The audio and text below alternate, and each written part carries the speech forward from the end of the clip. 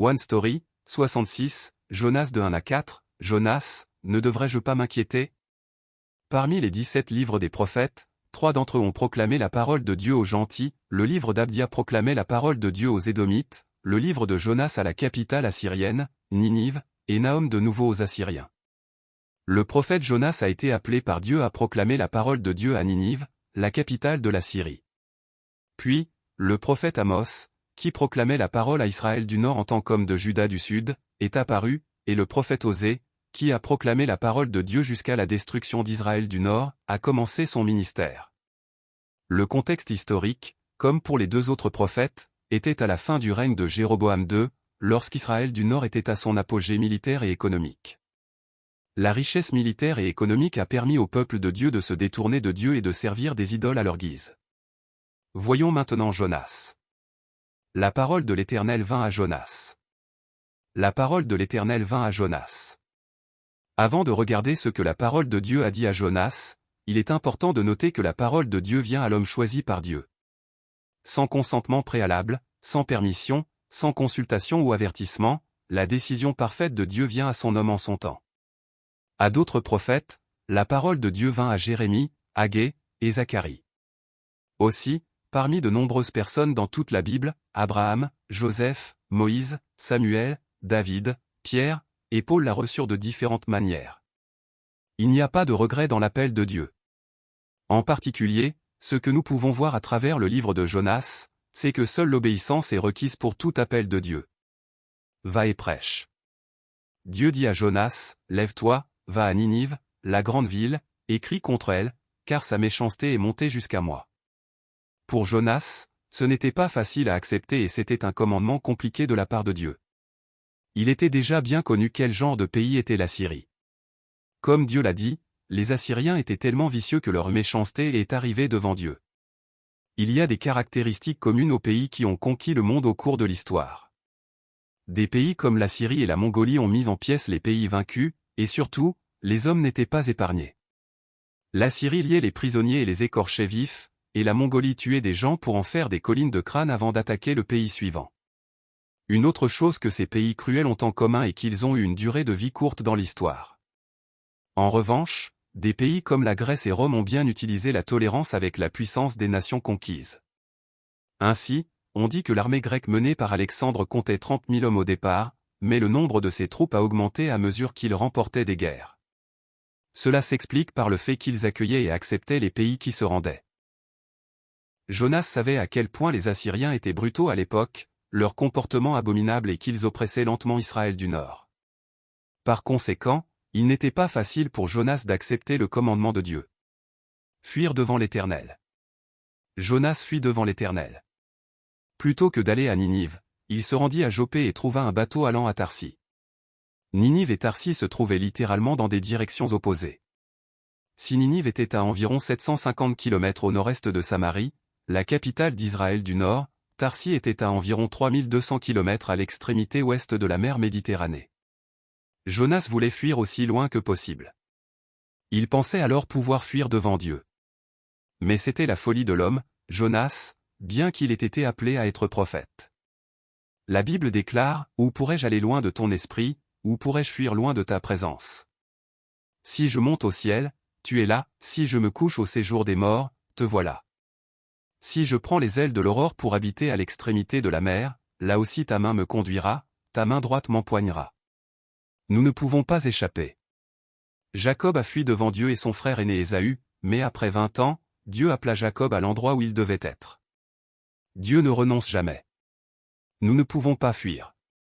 Si Dieu appelle, il ne reste qu'à obéir ou obéir après avoir été puni. Jetez-moi à la mer. Il y a quelques dispositifs scéniques préparés par Dieu, qui n'a pas laissé Jonas s'enfuir, sachant que Jonas n'obéirait pas et ne se rendrait pas à Ninive, mais qu'il fuirait sur un bateau allant à Tarsis. Le premier était un grand vent. Ce grand vent causa une violente tempête en mer, menaçant de briser le navire. Les gens à bord étaient effrayés et crièrent chacun à son Dieu, jetant leur cargaison à la mer pour alléger le navire, mais comme ils ne connaissaient pas la cause, ils firent de fausses suppositions et agissaient de manière stupide. Le capitaine dit à Jonas de se réveiller et d'invoquer le Dieu en qui il croyait. Les gens ignorants prenaient toutes les chances, car ils ne savaient pas quel Dieu était en colère. Cependant, peu importe combien de fois ils invoquaient leur Dieu, cela ne résolut pas le problème. Ils décidèrent donc de tirer au sort pour trouver la cause. Et le sort tomba sur Jonas. Jonas avoua. En un mot, il désobéit à la parole de Dieu, et ce tumulte est survenu à cause de lui. À cause d'une seule personne, les autres subirent un tel tumulte, tout comme, par un seul homme, Joseph, la famille de Jacob vivait, la maison de Potiphar fut bénie, et l'Égypte survécut. Un seul homme, Goliath, fit trembler le peuple de Dieu, Israël, et un seul homme, David, apporta la victoire sur cette peur. À cause d'un seul homme, Adam, le péché entra dans le monde, et la mort par le péché, et tout comme beaucoup moururent à cause du péché d'un homme, les dons par la grâce d'un homme, Jésus-Christ, abondèrent pour beaucoup. Finalement, Jonas dit: Jetez-moi dans la mer. Lorsque les gens demandèrent: Que te ferons-nous pour que la mer se calme envers nous? Les gens firent de leur mieux avec des moyens humains, mais lorsqu'ils ne purent aider avec le grand vent que Dieu avait préparé, ils jetèrent enfin Jonas à la mer, et la mer se calma. Maintenant, nous allons rencontrer le deuxième dispositif scénique que Dieu avait préparé. Le Seigneur a préparé un grand poisson. Dieu savait que Jonas irait à Tarsis au lieu de Ninive après avoir reçu le commandement de Dieu, et il savait qu'il serait finalement jeté à la mer, alors il avait préparé un grand poisson bien avant cela. Les grands poissons ne sont pas des baleines. Il suffit de le voir comme un grand poisson capable d'engloutir Jonas pendant 3 jours et dans lequel Jonas pourrait survivre pendant 3 jours. Jonas resta dans le ventre du poisson pendant 3 jours et 3 nuits. Aux pharisiens et aux enseignants de la loi qui lui dirent: Maître, nous voulons voir un signe miraculeux de ta part, Jésus répondit: Une génération mauvaise et adultère réclame un signe miraculeux, il ne lui sera pas donné d'autre signe que celui du prophète Jonas. En effet, de même que Jonas fut 3 jours et 3 nuits dans le ventre d'un grand poisson, de même le Fils de l'homme sera 3 jours et 3 nuits dans la terre. Lors du jugement, les habitants de Ninive se lèveront avec cette génération et la condamneront, parce qu'ils ont changé d'attitude à la prédication de Jonas. Or, il y a ici plus que Jonas. Jonas a vécu une vie représentative de Jésus, non par sa propre vie et sa foi, mais par l'incident où il resta 3 jours et 3 nuits dans le ventre d'un grand poisson. Ce que j'ai promis, je le ferai. Jonas pria. Il appela Dieu à cause de sa détresse. Il savait que Dieu l'avait jeté dans les profondeurs, au cœur même des mers. Et il dit que même s'il avait été banni de la présence de Dieu, il regarderait encore vers le temple saint du Seigneur. L'endroit où il se trouvait n'était pas confortable. Peu importe sa taille, c'était le ventre d'un poisson. L'eau m'a couvert jusqu'à m'enlever la vie. L'abîme m'a enveloppé, les algues s'enroulaient autour de ma tête, sa frustration semblait être au fond d'une montagne, et la terre sous lui l'empêchait d'avancer, mais Jonas avoua: Tu m'as fait remonter vivant du gouffre, Éternel, mon Dieu. Il est aussi dit que lorsque son âme était fatiguée, il se souvint de Dieu et ses prières montèrent vers Dieu. Et il dit: Ceux qui s'attachent à des idoles sans consistance s'éloignent de la bonté. L'Éternel parla au poisson, et le poisson vomit Jonas sur la terre. Va et proclame. Dieu dit encore à Jonas: Lève-toi, va à Ninive, la grande ville, et fais la proclamation que je t'ordonne. Dieu ne change jamais, comme c'était le cas lorsque Dieu ordonna à Jonas au début. C'était la même chose. Comme Dieu l'avait fait pour Jacob même après 20 ans. Dieu dit à Jacob: Lève-toi, monte à Béthel et installe-toi là-bas. Tu y construiras un autel en l'honneur du Dieu qui t'est apparu lorsque tu fuyais ton frère Ésaü. Dieu, qui n'a rien oublié, appela encore Jonas. Et cette fois, Jonas se leva et alla à Ninive comme Dieu le lui avait ordonné. Le premier jour, Jonas proclama. Ninive, la capitale de la Syrie, était une ville suffisamment grande pour qu'on puisse y marcher pendant 3 jours. Cependant, le cœur de Jonas est toujours inconfortable, bien qu'il semble maintenant se tenir dans un endroit d'obéissance après avoir presque souffert jusqu'à la mort. Il est physiquement là et proclame, mais son esprit n'est pas là. C'est parce que tout ce qu'il a fait, c'est de marcher autour de la ville, qui était suffisamment grande pour y marcher pendant 3 jours, en proclamant en une journée: Dans 40 jours, Ninive sera détruite. Cependant, Dieu a agi à travers la désobéissance de Jonas qui semblait être de l'obéissance. Jonas s'est levé et a proclamé, mais pas vraiment, et n'a obéi que jusqu'à un point où Dieu ne le punirait pas, tout en ne voulant pas que Ninive, la capitale féroce de la Syrie, se repente et soit pardonnée. Il essayait donc de tuer 2 oiseaux avec une seule pierre, mais Dieu avait déjà mis de la crainte dans les cœurs des habitants de Ninive. Quand ils entendirent les paroles de Jonas, ils confessèrent et crurent en Dieu. Ils proclamèrent un jeûne, et tous, du plus grand au plus petit, se couvrirent de sacs.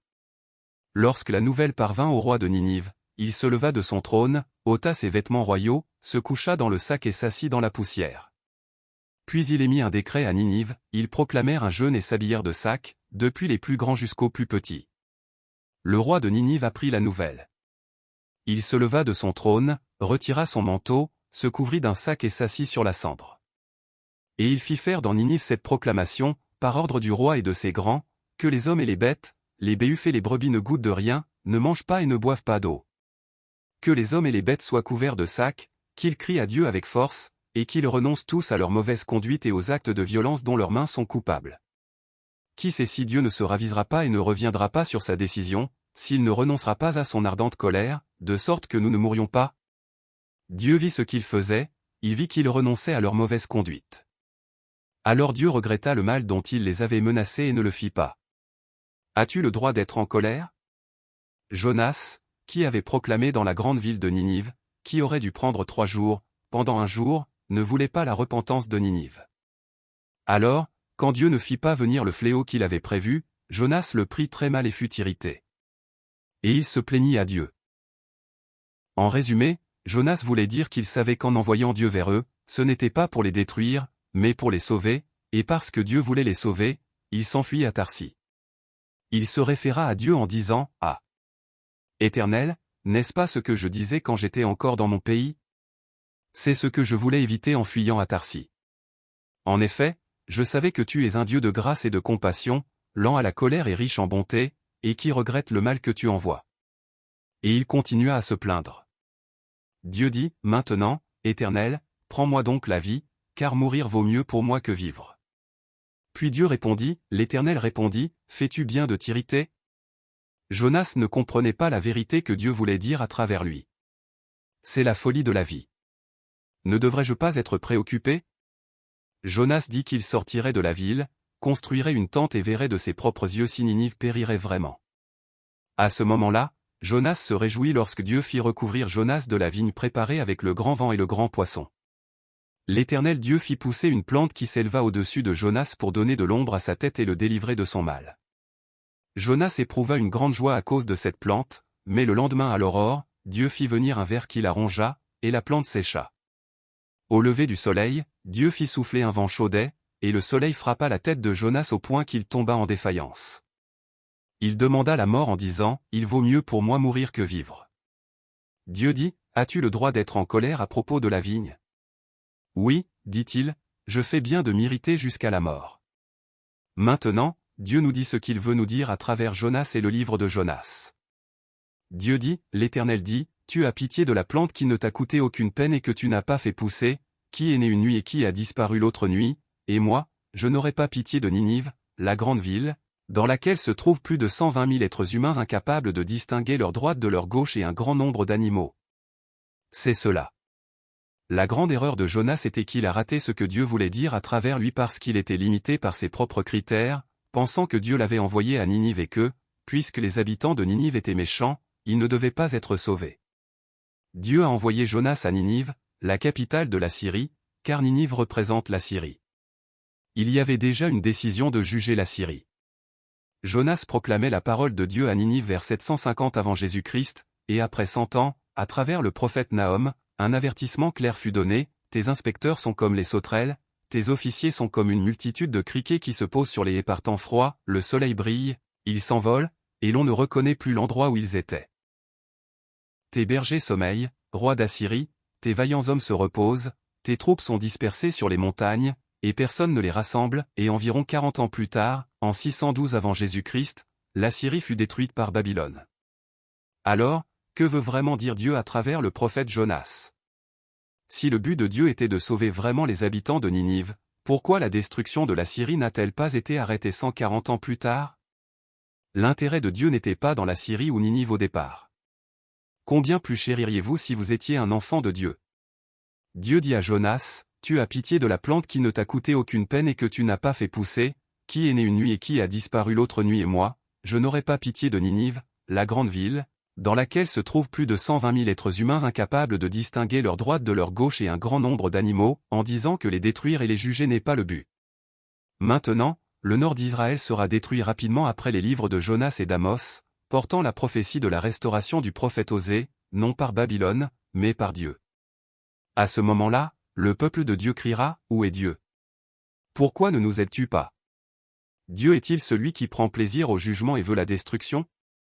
Pourquoi nous laisses-tu vivre de telles choses, peuple élu de Dieu? » Dieu a donc mobilisé tous les dispositifs scéniques qu'il a préparés à travers Jonas maintenant, comme le grand vent, le grand poisson, les vignes et les vers, pour montrer que, pour l'instant, le nord d'Israël périra et le sud de Juda périra, mais ce n'est pas la volonté de Dieu. Au contraire, il révèle indirectement son zèle pour ramener son peuple. Dieu révèle son amour en contrastant la vie des 120 000 habitants de Ninive avec les vignes qui ne sont même pas humaines, mais comme des éphémères sans valeur, contrastant la ville Ninive qui est destinée à périr avec Israël, le peuple de Dieu qu'il a protégé, soigné, aimé et montré de la grâce, à commencer par Abraham. Tout comme Jonas aimait les vignes qui ont poussé du jour au lendemain et ont séché du jour au lendemain, ainsi, si Dieu se soucie des habitants de Ninive, ces peuples vils, comment Dieu ne se soucierait-il pas des enfants de Dieu? Cela signifie que si Dieu travaille encore pour ceux qui ne connaissent pas ou ne reconnaissent pas Dieu, combien plus travaille-t-il pour nous, les enfants de Dieu? Voilà le cœur de Dieu et l'amour de Dieu qu'il veut nous transmettre à travers le livre de Jonas. L'histoire de l'amour de Dieu, qui devient plus claire à travers les livres des prophètes, l'histoire du zèle de Dieu pour faire de son peuple des enfants de Dieu et vouloir marcher avec eux dans la foi, continue.